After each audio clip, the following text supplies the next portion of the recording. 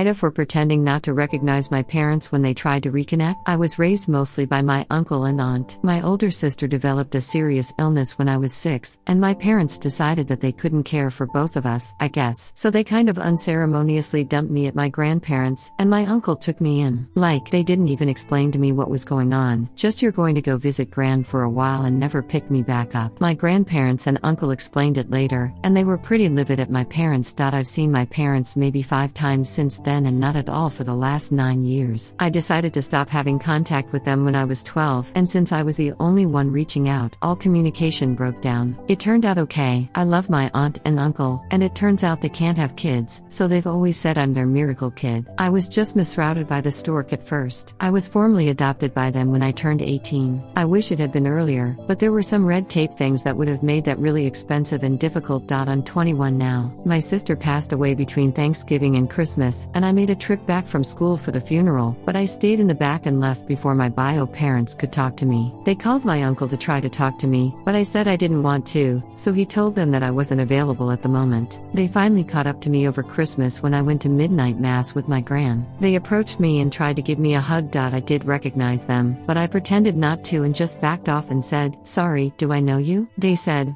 "We're your parents." And I said, "My parents are at home," and went and sat down with my gran. They sat behind us, and I could just feel the stare. On the way out, they were like, "You really don't recognize us?" And I said, "Oh, are you my dad's brother? I think I remember you from when I was little." My gran thinks they deserved it, trying to come back to me like nothing happened. But they wrote me a long letter about how hurt they are and how I should understand that they were trying to do the right thing and how they'll always be my parents and I can't change that. Other family members think I was too harsh since they're grieving, but I don't think they should get a pass just because they remembered me now that my sister is gone.